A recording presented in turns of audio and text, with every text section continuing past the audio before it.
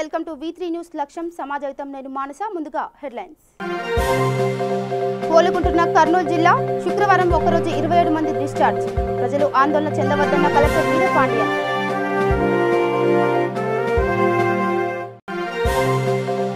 కోటి రూపాయల నష్టపరిహారం ప్రకటించి బాధితులకు అండగా నిలిచిన సీఎం జగన్ దేశంలో ఇంత పెద్ద మొత్తంలో పరిహారం ప్రకటించలేదన్న హోంమంత్రి సుచరిత కరోనా మహమ్మారితో పోరాడి డిశ్చార్జ్ అయిన 80 ఏళ్ల వృద్ధుడు ప్రభుత్వం మెరుగైన వైద్యం అందిస్తుందన్న కర్నూలు వాసి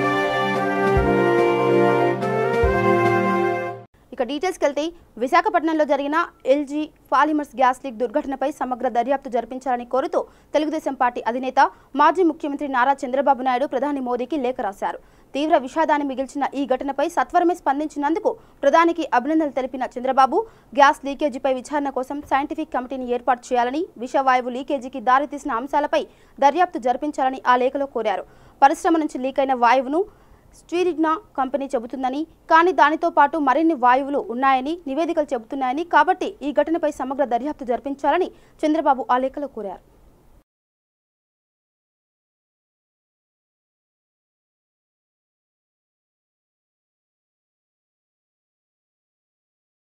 ఆంధ్రప్రదేశ్ వ్యాప్తంగా కరోనా వైరస్ విస్తరిస్తుండగా మరీ ముఖ్యంగా కర్నూలు జిల్లాలో అధికంగా కోవిడ్-19 కేసులు నమోదు కావడంతో ఎక్కడి పరిస్థితిని సమీక్షించేందుకు కేంద్రం నుండి నోడల్ అధికారులు జిల్లాలో పర్యటించారు ఈ సందర్భంగా కర్నూలు కలెక్టర్ కార్యాలయంలో కరోనా వ్యాప్తి నివారణ చర్యలపై అధికారులతో సమీక్షించారు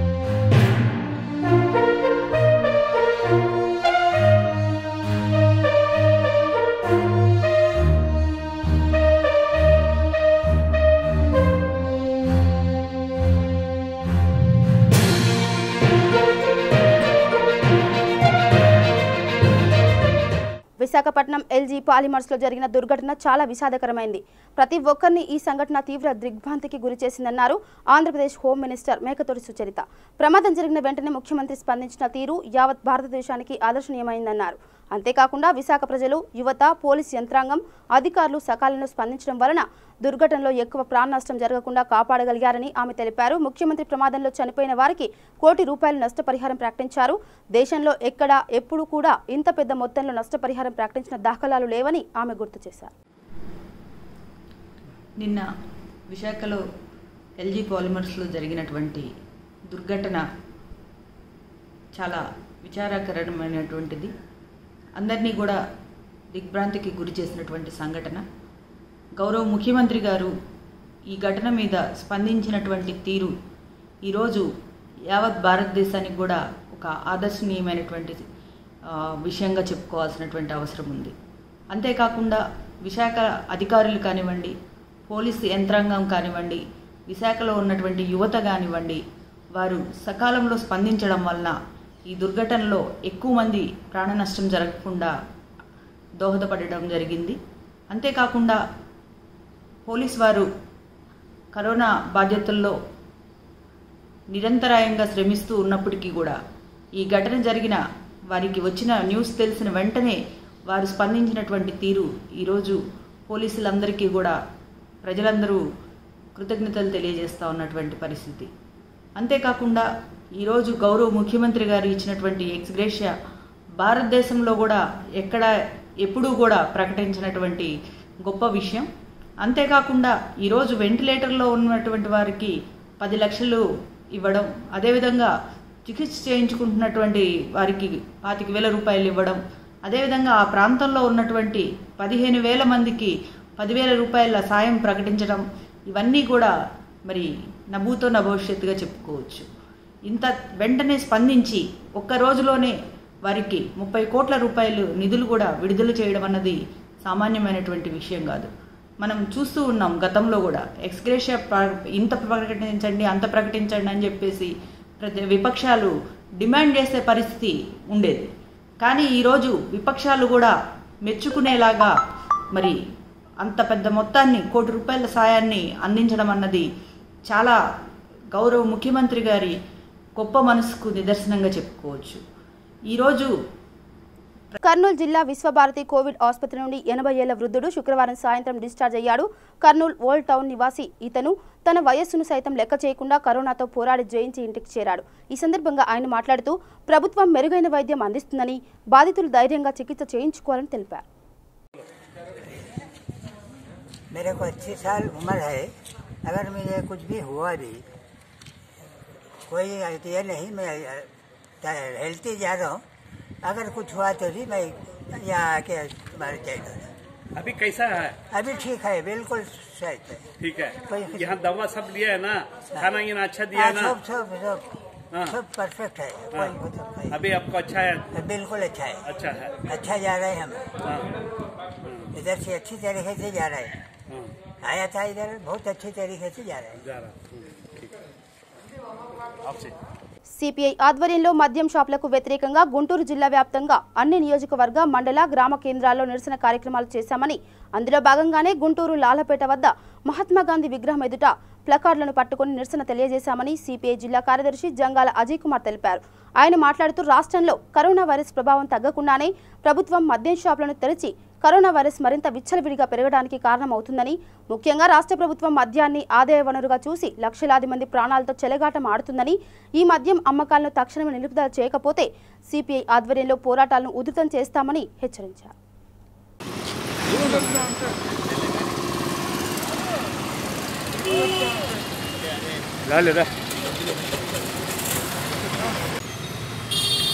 రాష్ట్ర ప్రభుత్వం మద్యాన్ని ఆదాయ వనరుగా చూసి రాష్ట్రంలో ఉన్నటువంటి లక్షలాది ప్రజల జీవితాలతోటి ఆటలాడుకుంటూ ఉంది.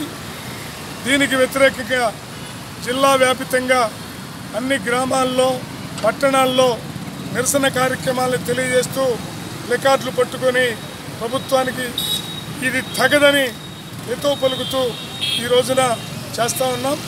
ఇవాళ కరోనా మహమ్మారి విస్తరిస్తున్న నేపథ్యంలో ఈ యొక్క మందుబాబుల ఆగడాలు పెచ్చుమీరినందువల్ల కరోనా వ్యాప్తి జరిగే ప్రమాదం ఉంది. కాబట్టి రాష్ట్ర ప్రభుత్వం తక్షణమే ఈ యొక్క మద్యం అమ్మకాలను నిలుపుదల చేయాలని సిపిఐగా డిమాండ్ చేస్తూ ఉన్నాం. ఇప్పటికే ప్రజలు పనులు లేకుండా వాళ్ళ జేబుల్లో మరి డబ్బులు లేని పరిస్థితిలో ఈ మందు షాపులు తీయటం వల్ల మరి విచ్చలవిడిగా మరి ఈ రోజున నలుగురైనా పక్క ప్రభుత్వం చెబుతూ ఉంది. అట్లా లైన్లు చూస్తే మరి అధ్వానంగా మరి లైన్లంతా కూడా ఈ 40 రోజులు ఒకే రోజు తాగాలనే ఆలోచనతో మరి మద్యం మరి ప్రియులంతా కూడా రోడ్డు మీదకి వస్తూ ఉన్నారు. ఈ పరిస్థితిలో కరోనా వ్యాప్తి చెందే అవకాశం ఉంది కాబట్టి ప్రభుత్వం వెంటనే మద్యం షాపుల్ని ముయ్యాలని కోరుతా ఉన్నాం. అట్లాగే మద్యం మీద ఉన్న ప్రేమ మరి ప్రజల ఆరోగ్యాల మీద, అట్లాగే ఈ కరోనా కంట్రోల్ చేయడం మీద లేకపోవడం దురదృష్టకరం.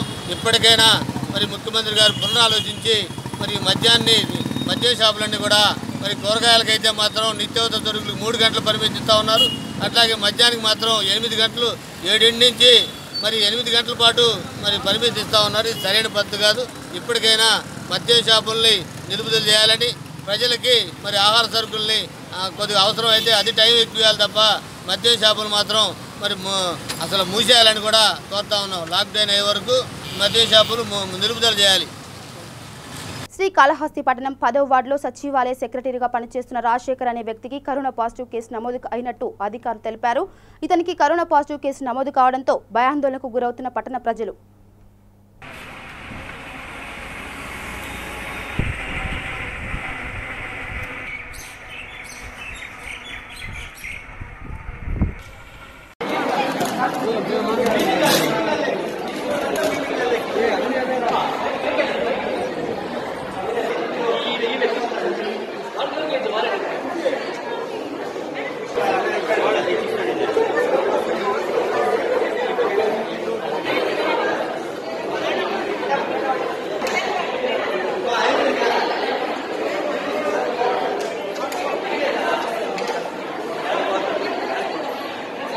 రెండు తెలుగు రాష్ట్రాల మైనార్టీ ముస్లిం దూదేకుల సంఘం జాతీయ నాయకులు అనంతపురం జిల్లా మాజీ జడ్పీ చైర్మన్ చెమన్ ద్వితీయ వర్ధంతి సందర్భంగా అనంతపురం జిల్లా రామగిరి మండలం ఆర్ కొత్తపల్లిలో వర్ధంతి నిర్వహించారు. ఈ కార్యక్రమంలో భాగంగా పాల్గొన్న మాజీ మంత్రి పరిటాల సునీత మరియు ధర్మవరం నియోజకవర్గం ఇన్ఛార్జి పరిటాల శ్రీరామ్ మాట్లాడుతూ ఆయన సేవలు కొనియాడారు. అనంతరం సమాధిపై పూలమాలలు వేసి నివాళులర్పించారు.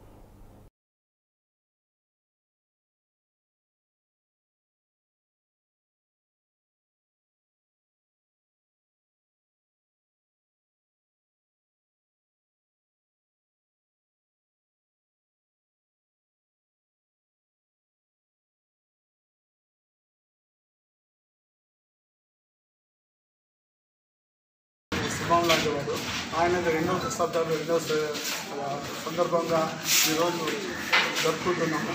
ఆ కార్యక్రమంలో ఈరోజు 500 మందికి అన్నదానం చేస్తూ ఫ్రూట్స్, పండ్లు, బ్రెడ్లు అన్నీ తీసుకుని రోగులకు హాస్పిటల్లో కానీ ఎన్ఎస్కే హాస్పిటల్ కానీ అందరూ కార్యక్రమం ఏర్పాటు చేస్తాము. అందులోనే ఈరోజు ముస్లిం దాని ప్రకారంగా దువా ఏర్పాటు చేస్తాము. మన ప్రకారంగా ఇక్కడ దాని ఉపయోగించడానికి నాయకులందరూ మిత్రులందరూ వచ్చారు. వాళ్ళ సహాయంలో ఈ కార్యక్రమం ఏర్పాటు చేయాలి. ప్రజలకి పార్టీకి దూరమై 2 సంవత్సరాలు గడిచింది. 2 సంవత్సరాల్లో కూడా ప్రజలందరూ ఆయన మీద అంతే అభిమానం చూపిస్తున్నారు. ఈరోజు 2 సంవత్సరాలు గడిచినా అందరూ అభిమానాన్ని చూపిస్తూ ఆయన పట్ల ఎంతో ప్రేమను తెలియజేస్తున్నారు. ఈరోజు కరోనా వైరస్ వచ్చినా కూడా ఈ యొక్క వర్ధంతిని పురస్కరించుకొని ఆయన పైన అభిమానం చాటుకోవడానికి రాష్ట్ర వ్యాప్తంగా 2 తెలుగు రాష్ట్రాల్లోనూ ఆయన కోసం అభిమానం ఎన్నో ఈరోజు చేయడం జరిగింది. వాళ్ళందరికీ కూడా పేరు పేరున కృతజ్ఞతలు తెలియజేస్తున్నాను. ఆయన పేరును, ఆయన ఆశయాలను ముందుకు తీసుకోవడానికి మేము ఎల్లప్పుడూ కృషి చేస్తాం. ఆయన ఆశయాలను ముందుకు చేసుకుంటూ అభిమానులందరికీ తోడుగా ఉంటూ ప్రతి ఒక్కరికి మా తరపు సాయం కూడా మేము అందిస్తామని తెలియజేస్తున్నాం. గుంటూరు వైఎస్ఆర్సీపీ ఇన్ఛార్జి పాదర్తి రమేష్ గాంధీ విశాఖ దుర్ఘటనపై స్పందిస్తూ ఇటువంటి ప్రమాదాలు మరోసారి జరగకుండా ముందు జాగ్రత్తలు తీసుకోవాలని కోరారు. విశాఖపట్నంలో జరిగిన సంఘటనలో మృతి చెందిన వారికి ఆయన తన ప్రగాఢ సానుభూతి తెలిపారు. నిన్న విశాఖపట్నంలో ఎల్జీ పాలిమర్స్ జరిగిన దుస్సంఘటనకి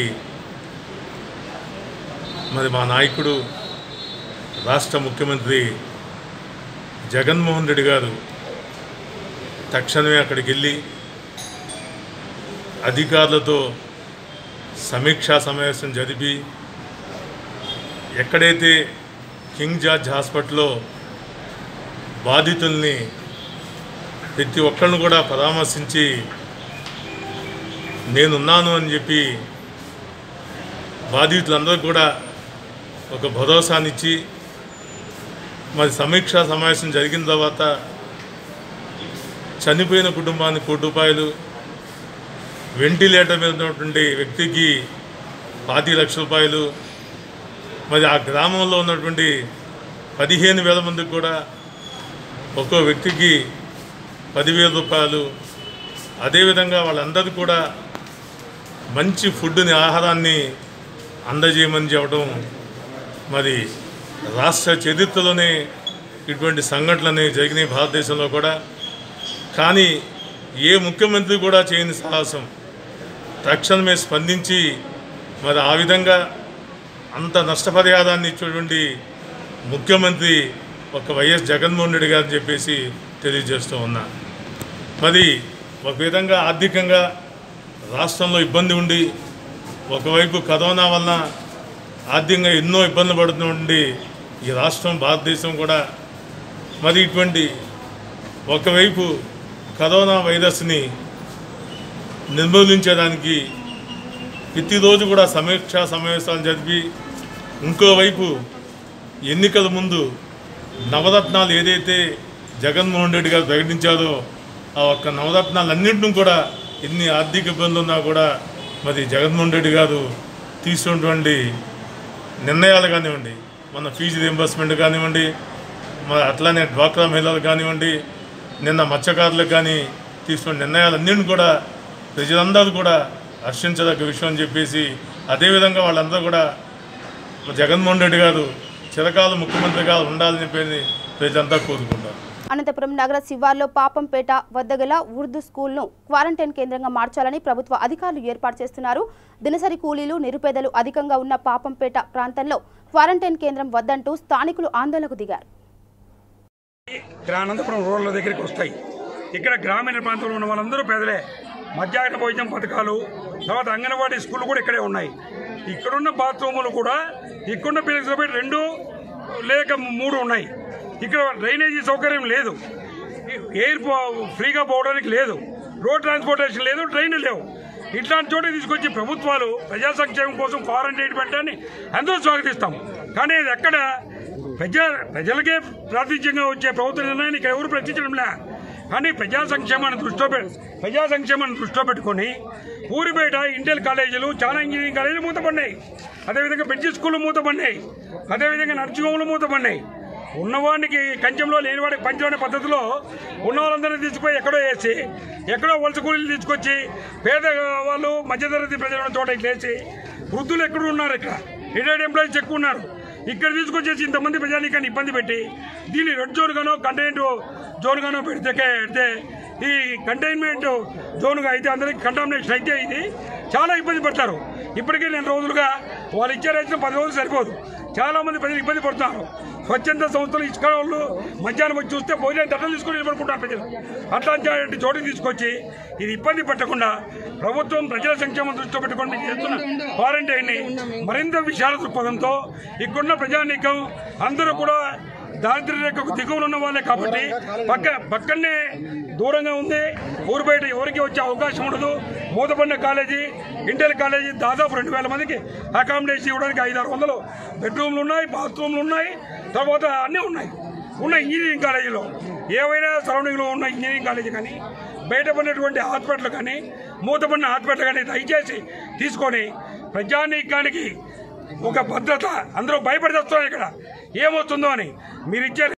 ఆ విధంగా ప్రజలకు భద్రత కల్పించారు. సూర్యాపేట జిల్లా మోతే మండల పరిధిలో నరసింహపురం గ్రామానికి చెందిన కీసర సునీతారెడ్డి కరోనా వైరస్ నివారణకు మండలంలో చేపడుతున్న వైద్య సిబ్బందికి 5,000 రూపాయల చెక్కును అందించారు. వలస కార్మికులకు అన్నదానం మరియు శానిటైజర్ సంబంధించిన మెటీరియల్ అందించేందుకు గాను ఉపయోగించుకోవాలని ఎంపీపీ ముప్పాని ఆశకు అందించారు. ఈ కార్యక్రమంలో మండల వైద్యాధికారి నాజియా, స్టాఫ్ నర్స్ నాగమణి తదితరులు పాల్గొన్నారు.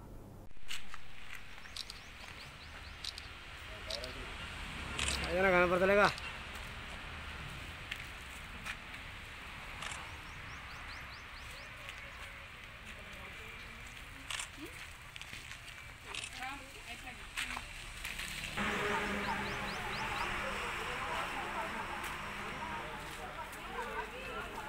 అందరూ విలేజెస్ వీళ్ళకి కావాల్సిన మెటీరియల్స్ కోసం మేము అందరూ కమ్యూనిటీలోనే ఎక్కువ ఉన్నాయి కాబట్టి మధ్యాహ్నం లంచ్ అనేది మేము మామిళ్ళగూడెం చెక్ పోస్ట్లో ప్రొవైడ్ చేస్తున్నాం. సో ఈ యాక్టివిటీ గత 3 days నుంచి స్టార్ట్ అయింది. ఫస్ట్ డే మా ఏఎన్ఎంస్ ఇనిషియేటివ్ తీసుకొని చేశారు ఒక్కరోజు. దాని తర్వాత సర్పంచ్ గారు కొంచెం అమౌంట్ 5,000 ఇచ్చారు. ఆ అమౌంట్ తోటి అక్కడ రైస్, దాంతోపాటు కొంతమంది media reporters, media friends, print media వాళ్ళు వచ్చి వాళ్ళు కూడా హెల్ప్ చేయడంతో బియ్యం, అదర్ గ్రాసరీస్ అంటే డ్రై గ్రాసరీస్ అన్నీ తెచ్చి పెట్టాము. అక్కడ మా డిపార్ట్మెంట్ వాళ్ళు అంటే ఆశా వర్కర్స్ కానివ్వండి, ఏఎన్ఎంస్ కానివ్వండి, డ్యూటీలో ఉన్న వాళ్ళే వండడం జరుగుతుంది. 12 o'clock నుంచి 2 o'clock లోపు ఎవరైతే మైగ్రెంట్స్ ఆ చెక్ పోస్ట్ నుంచి పాస్ అవుతున్నారో వాళ్ళందరికీ లంచ్ పెట్టడం జరుగుతుంది. సో ఏ విధమైన అమౌంట్ హెల్ప్ డొనేషన్గా పిహెచ్సికి ఇస్తే అది ప్యూర్లీ ఆశా యొక్క వెల్ఫేర్ కోసమే యూజ్ చేస్తాం. అండ్ అది ఆశాస్తో పాటు నిర్మల్ జిల్లా లోకేశ్వరం మండలం కనకాపూర్ గ్రామానికి చెందిన ఓ ఛానల్ రిపోర్టర్పై స్థానిక సర్పంచ్ నరేష్ దాడి చేయడాన్ని తీవ్రంగా ఖండిస్తున్నామని నిర్మల్ జిల్లా డివైఎఫ్ఐ అధ్యక్షులు మీర్ వాజిద్ అలీ అన్నారు. కనకాపూర్ గ్రామ పారిశుద్ధ్యంపై స్థానిక సర్పంచ్ నిర్లక్ష్యం వివరిస్తున్నాడని వార్తా కథనాన్ని ప్రసారం చేయడంతో విషయాన్ని మనసులో ఉంచుకొని సర్పంచ్ తండ్రి అతని సోదరితో కలిసి అమానుషంగా దాడి చేయడం జరిగింది. ఈ సంఘటనపై ముదోల్ సిఐ అజయ్ బాబు కేసు నమోదు చేయడం జరిగింది. కనకాపూర్కు చెందినటువంటి గణేష్ మీడియా మిత్రుడు ఈరోజు సర్పంచ్ గారు దాడి చేశారని పోలీస్ స్టేషన్కు రావడం జరిగింది. ఈ దాడిని మేము డివైఎఫ్ఐ యువజన సంఘం తీవ్రంగా ఖండిస్తూ ఉంది. మీడియా మిత్రులపై దాడిని ఖండిస్తూ మేము సిఐ గారికి మరియు ఫిర్యాదు చేస్తాము.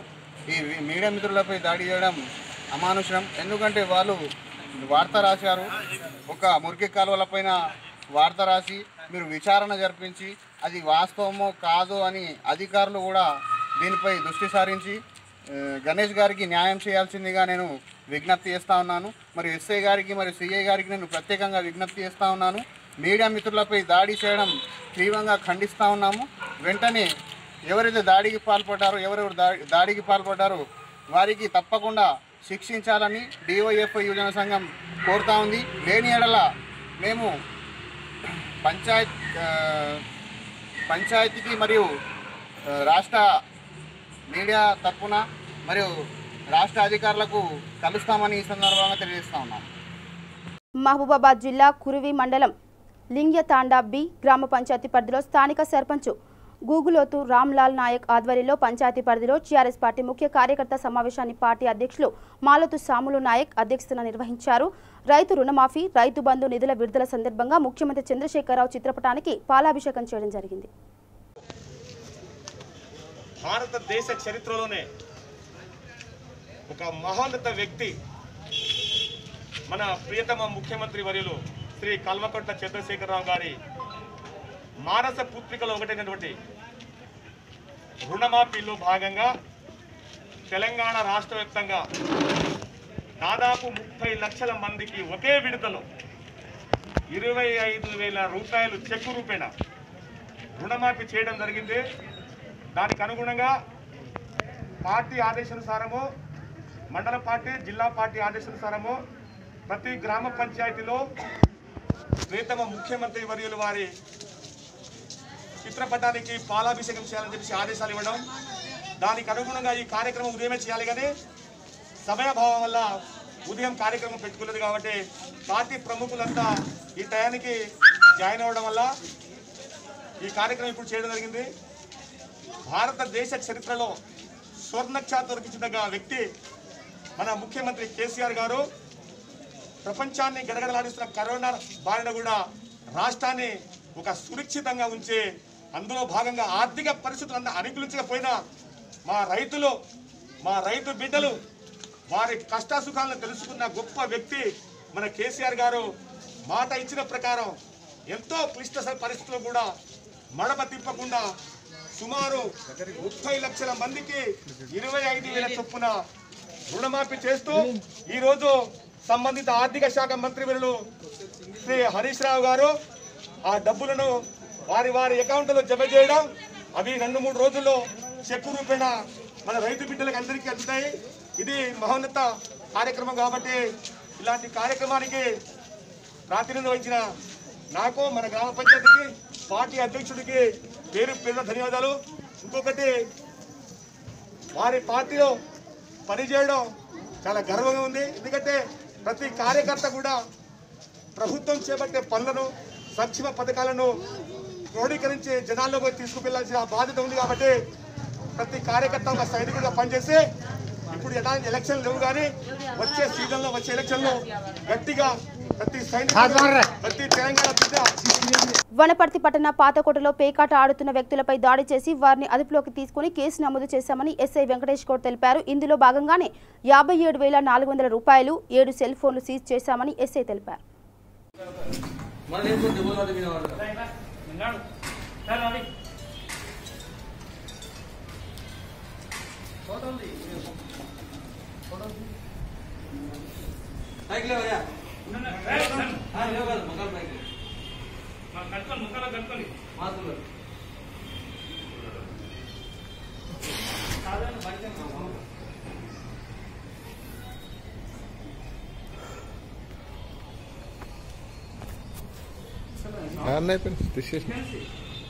అన్నీ తీసిన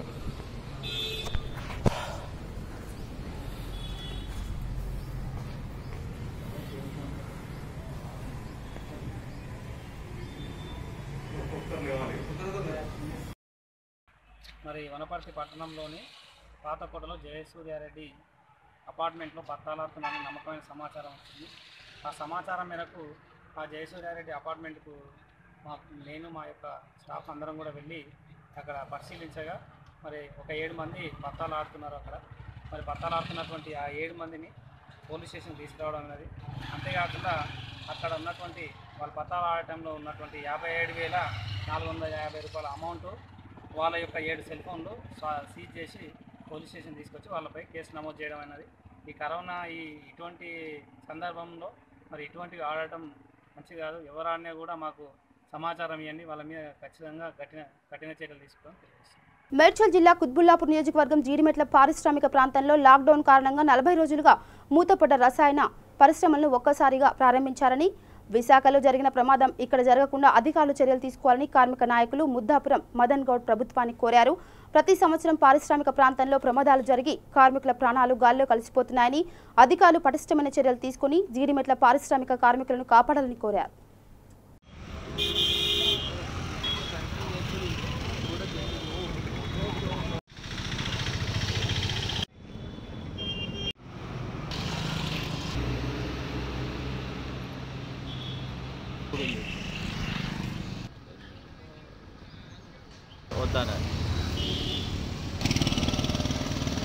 పెట్టుకోవచ్చు అని చెప్పింది.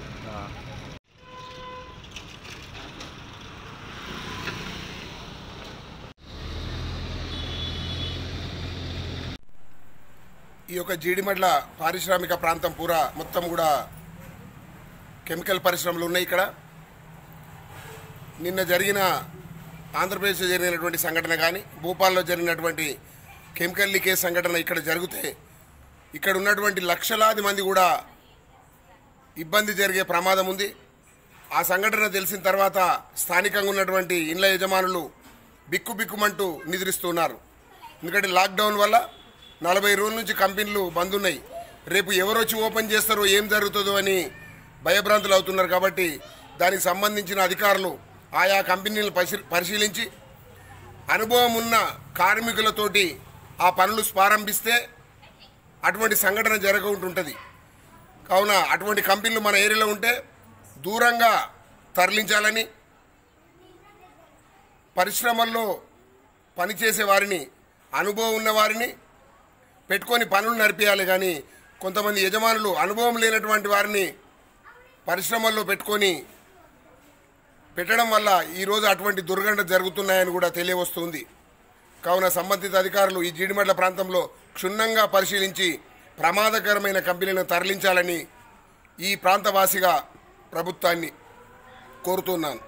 కేంద్ర ప్రభుత్వాలు విధించిన లాక్డౌన్ సందర్భంగా 1వ డివిజన్ పైడిపల్లి నగర్లో బీజేపీ డివిజన్ అధ్యక్షుడు వడ్డెమాన్కోట తిరుపతి రవి ఆధ్వర్యంలో ఎస్సీ కాలనీలో 2,000 మందికి నిత్యావసర సరుకులు, కూరగాయలు పంపిణీ చేయడం జరిగింది. ఈ సందర్భంగా వారు మాట్లాడుతూ జిల్లా అధ్యక్షులు రావు పద్మ ఆదేశానుసారం నిరుపేదలకు సాయం చేయాలనే సంకల్పంతో బీజేపీ కార్యకర్తలు, నాయకులు కృషి చేస్తూనే ఉంటారన్నారు. రామ్కి యాదవ్ గారు 1వ డివిజన్కు వచ్చి వాళ్ళ వంతు సహకారంగా కూరగాయల పంపిణీ చేస్తున్నారు. వారికి 1వ డివిజన్ అధ్యక్షుడిగా మా ధన్యవాదాలు తెలుపుతూ, మరియు సదానందంగా అన్న 12వ డివిజన్ సంబంధించిన కార్యకర్తలతో ఈరోజు పైడిపల్లి 1వ డివిజన్లో ఈ కూరగాయల పంపిణీ జరుగుతుంది. ఈ కరోనా మహమ్మారికి లాక్డౌన్ వరంగల్ అర్బన్ జిల్లా రెడ్ జోన్లో ఉండడం వల్ల ప్రజలు చాలా ఇబ్బందికరంగా ఉన్నారు. కాబట్టి నిత్యావసర సరుకులను, కూరగాయలను పంపిణీ చేయడం జరిగింది. 2,000 మంది. బులెటిన్ ముగించే ముందు హెడ్లైన్స్ మరోసారి. కోలుకుంటున్న కర్నూలు జిల్లా, శుక్రవారం ఒకరోజు 27 మంది డిశ్చార్జ్. ప్రజలు ఆందోళన చెందవద్దన్న కలెక్టర్ వీరపాండ్యన్.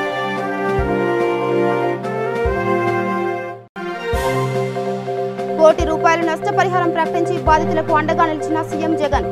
దేశంలో ఇంత పెద్ద మొత్తంలో పరిహారం ప్రకటించలేదన్న హోంమంత్రి సుచరిత. కరోనా మహమ్మారితో పోరాడి డిశ్చార్జ్ అయిన 80 ఏళ్ల వృద్ధుడు. ప్రభుత్వం మెరుగైన వైద్యం అందిస్తుందన్న కర్నూలు వాసి. ఇవి బులెటిన్ అప్డేట్స్. చూస్తూనే ఉండండి V3 న్యూస్. లక్ష్యం సమాజహితం. నమస్కారం.